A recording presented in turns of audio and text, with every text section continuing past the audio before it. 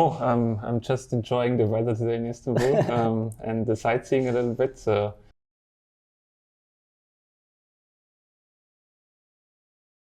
I think pure luck. I didn't know architecture at all before. Until I was 19, I did sport. Like I was a professional ski jumper, actually Nordic combination, so ski jumping and cross-country skiing. But I was not good enough.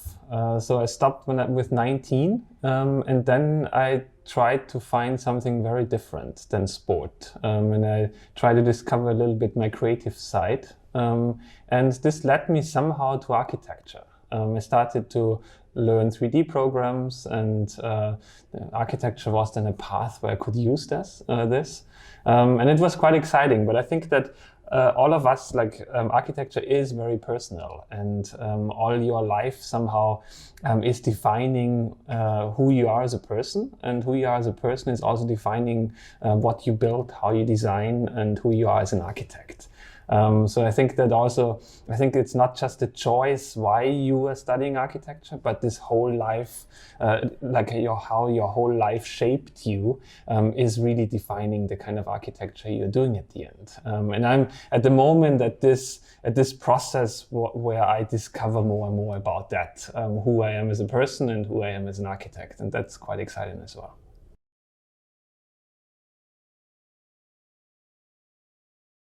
I think, you are inspired, of course, by a lot of things, but I think that, like in history, architecture was always defined by certain styles, and it was also defined by certain eras. And all of those eras, they had some sort of recipe how you build, if you think about classicism or romantic, and all of those eras in architecture. But I think in the recent years, architecture became much more free. So it's not anymore of the style you want to build. It's not anymore about the form you're building or about architectural theories. I think now architecture became much broader. I think now the tasks of an architect also include topics like how we deal with global warming, how we deal with climate change, how can we reduce pollution, what is artificial intelligence doing to architecture. So I think all of those topics are part of being an architect. And are part of our challenges as an architect. And of course, architecture still needs to respond to some cultural, local components, as well as some climatic components. So I think all of these become much more important than an inspiration about form or an inspiration about style necessarily.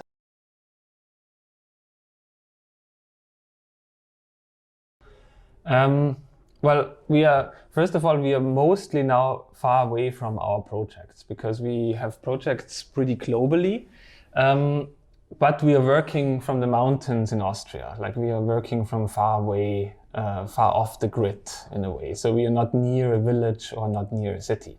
And that makes the process as well exciting. That means I have to fly a lot towards the projects. But you always also, because we have global projects, we always learn something different. So be it the tradition of a local architecture, or be it the craftsmanship of local architecture, or what the climate responses need to be for global architecture. And I think that makes it very different of how we design projects within our office. And it should be actually that architecture responds to different parameters, right? Like local parameters. But we see more and more that the same kind of typology of the international style gets built in all of our cities. And it loses, somehow the cities lose their character in a way, right? Identities were shaped by architecture for a long time with all the building traditions and so, but now we see everywhere coming up those glass towers with a concrete frame and a curtain wall. And it makes architecture and the cities very conform. Like the stuff that gets built in Beijing is the same that it gets built in London or in Vancouver. So everything is more shaped now by this modern style of architecture. And I think with that, we lose a lot of like 1,000 years of building traditions. So whenever we travel to a place, we also like to take a look at what the local architecture, what the local craftsmanship and local traditions in architectures are.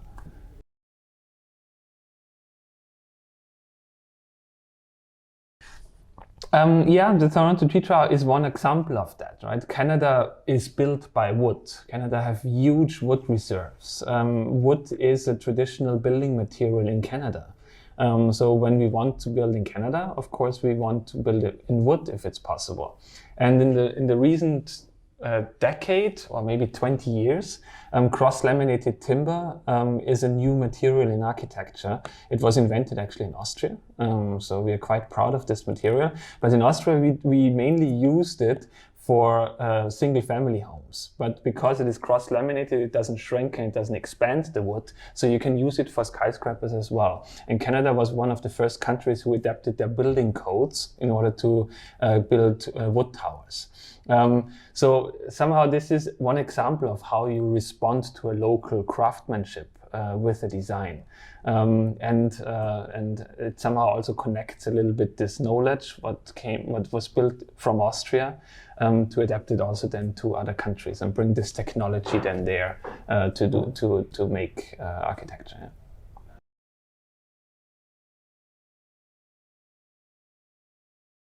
Yeah. Similar, that architecture again responds to a local culture. We see the project is in Tel Aviv, and Tel Aviv is probably the best city where you still can see the Bauhaus style. It's very beautiful. It was a very beautiful era of creating minimal architecture to get away from decoration, for example.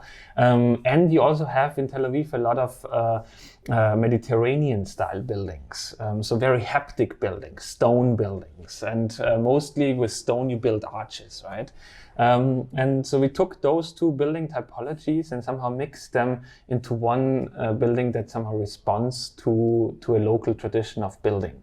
Of course, we chose a large amount of balconies and terraces on the building, that we don't have direct sunlight coming into the apartment. So all the glass is naturally shielded off from direct sunlight. This cools the building down naturally, but also gives a little space for people outside. So if you have been in Tel Aviv, for example, most of the life happens outside on the street and happens outside of your apartment. Yes. So it also somehow responds to this climate, to a climatic question of the location.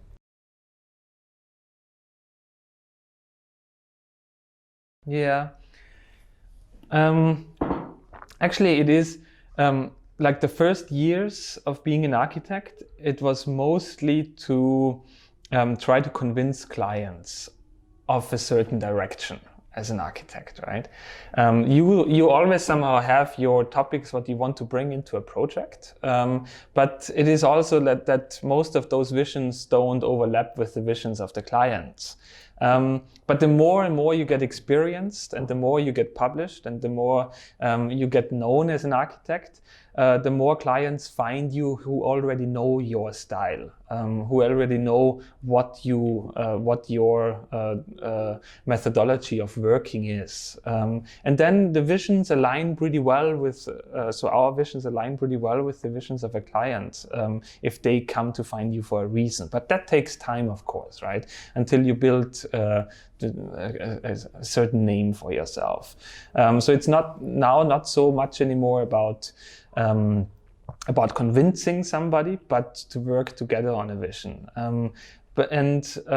Yes, I think architecture should touch the feeling of people. It should touch the senses of people, but I think too less architecture is actually doing that.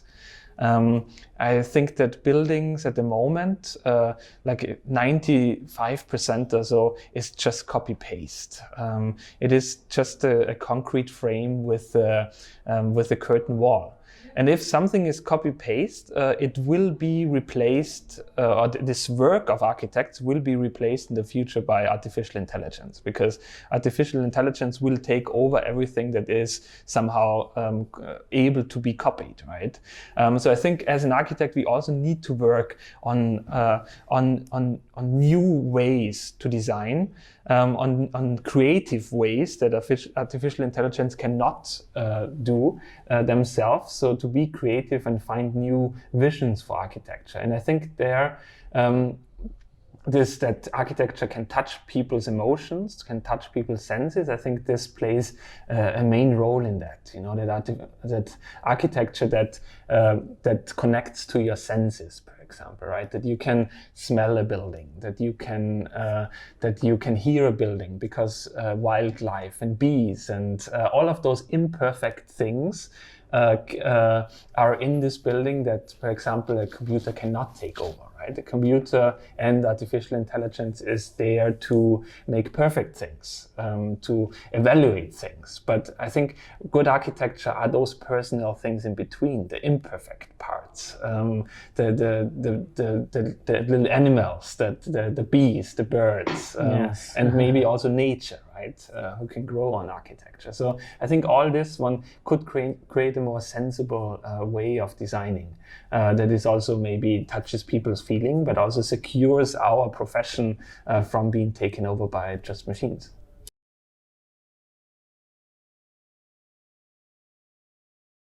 Yes, it was for sure. Health played a big role. I think that in the city we are mostly very disconnected from real nature. I mean, we have some parks, but that's not nature. That's man-made nature. Yes. So somehow growing your own vegetable, being on the mountains, being in forests to pick up your own mushrooms, being really connected to seasons, right? Like when, for example, different vegetables are growing, that you cook at the same time, right? So all of this being connected to weather, that you can somehow read the weather. I think this is a reason why we moved there. And I think that we as human beings, we always were that, right? Our DNA was not shaped in the last 200 years. It was shaped in the last million years, right? It was like we have the DNA from hunter and gatherers. Yes. I think we need to be in, we need to have like fresh air, we need to have sunshine, green grass, and we need to have clean water, right? Yes. But I think that the cities somehow shield us off from this part of nature, because it tries to keep all the imperfections somehow outside, because it is not efficient in a way, Yes. right? So yes, I think all of these one played a big role in why we moved back to far off the grid. Yes.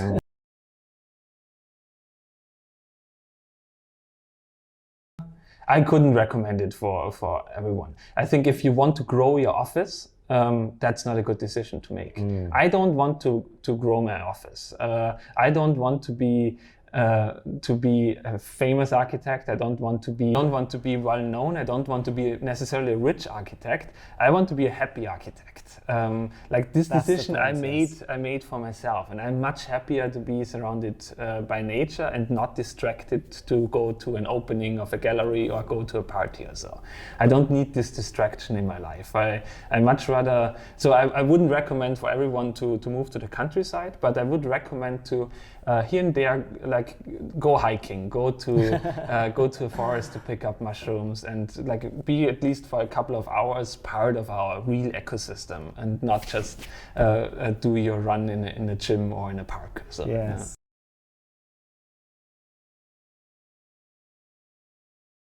Yeah. It is, of course. We have work globally, so I need to be connected. I need to connect to the client, but I also, it would be quite not lonely as an architect, but it for sure enriches also my life to reach out to other architects, right? For example, on Instagram. I think every one of us as an architect, we live in some sort of bubble around us, right? For example, I live in a European bubble. It was very easy for me to just choose a university. I go there, I had a good education. I could get then, based on this, very good internships, but not all the people are as lucky that I was, right?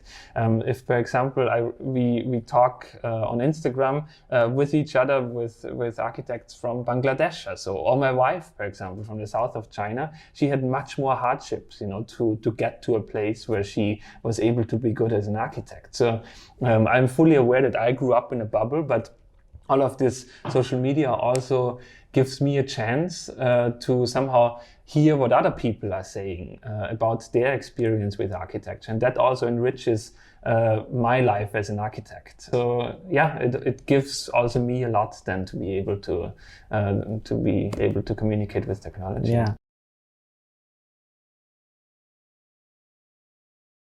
Was a student, I have been a lot of slides of people who were lecturing about parametric architecture. So my work was always somewhere in there.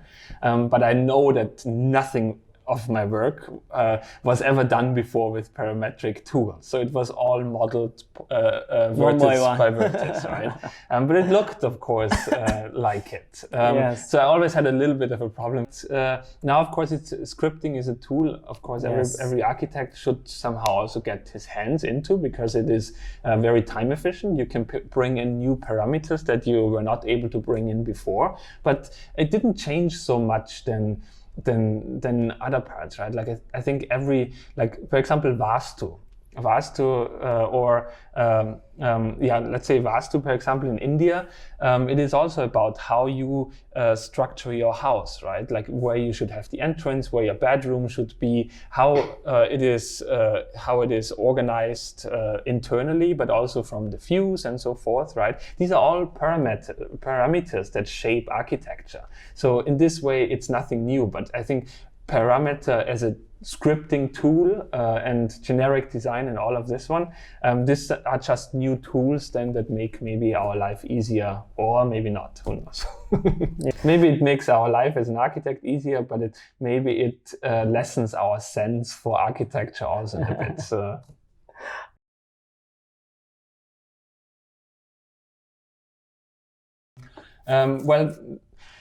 I think first of all we need to be important in this transition. At the moment, we are not. Like 5 to 8% of all the buildings worldwide are created by architects or have an architect involved. So we don't have the impact that we should have, because actually we are trained, I think, for the time that is coming now.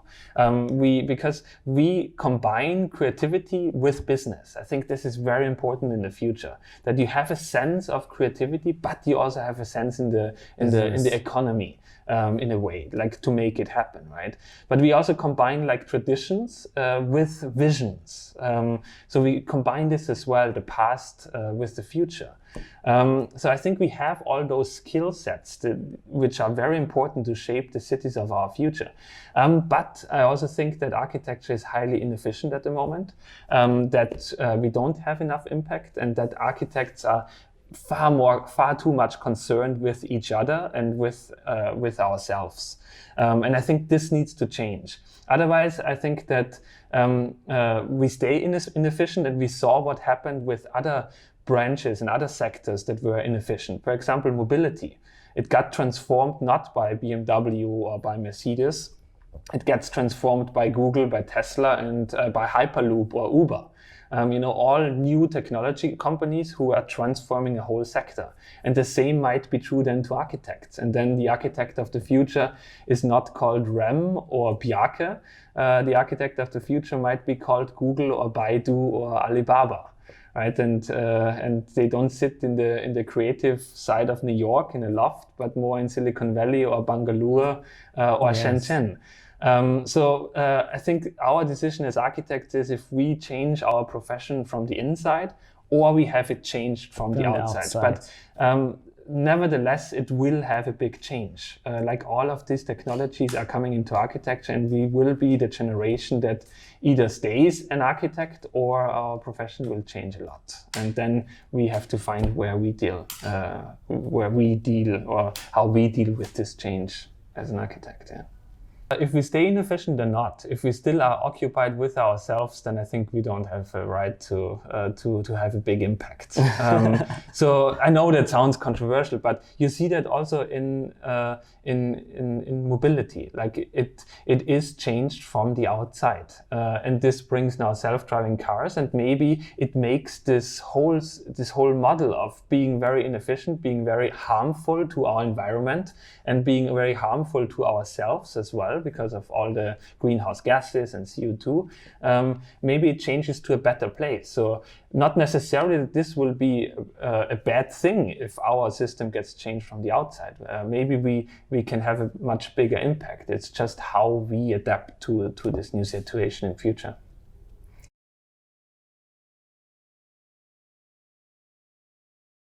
Yeah.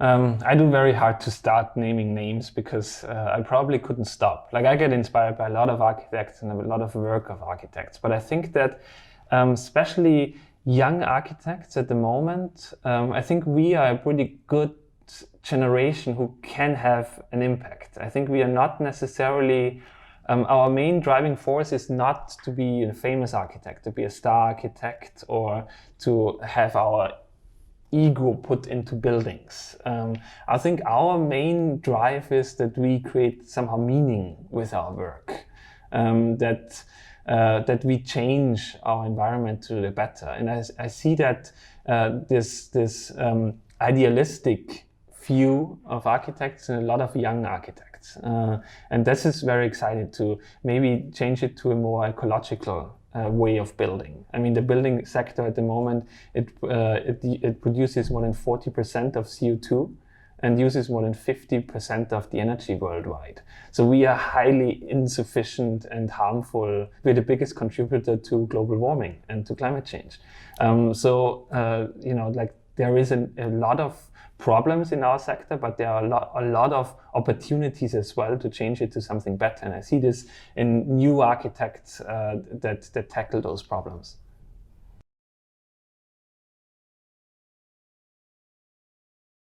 Okay. I just laugh because I'm 5 years old as an architect, right? So you're like also a young architect, I know. I'm not young. I'm the child as an architect. Yes. And I don't know if you have a nephew or so who is 5 years old, but have you asked your nephew what his advice is for you as a human being? So it's a little bit, I should not give advice. But what I learned very hard from myself is that communication is probably your most important design tool you have. Like really communicate with the client. And that doesn't mean that you communicate with another architect. I think we learn very well how we communicate with our architects. We surround ourselves as students with our architectural peers, and then we present our projects to our professors. We present them to a critic of other architects. But we don't learn in our student years of how we communicate with a wider public. Because the architectural language is much different. How you present something to your mom or how you present something to your professor. But actually your client in the future is probably more likely your mom than your professor. It's probably somebody from outside the world than another architect. Yes. So we need to learn this communication tool. I think that my advice maybe would be like, first of all, surround yourself also with other people than architects, and also pitch them the project sometime. Like really try to pitch them their ideas of your project you are designing at the moment. Because your way of describing your project will change. And I think it's more this kind of language you will need later on.